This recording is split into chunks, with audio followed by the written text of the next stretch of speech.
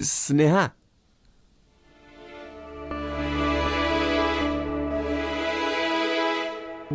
তুমি কি ভেবেছো এইসব গিফট দিয়ে আমাকে মানিয়ে নেবে? কখনো না।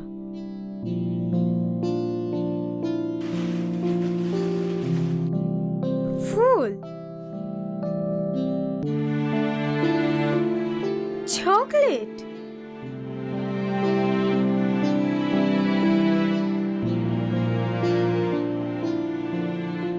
কেক। তুমি কি করে জানলে আমি এসব পছন্দ করি?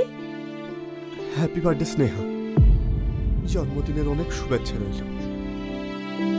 তোমার দিদির মুখ থেকে শুনেছিলাম তুমি এগুলো পছন্দ করো।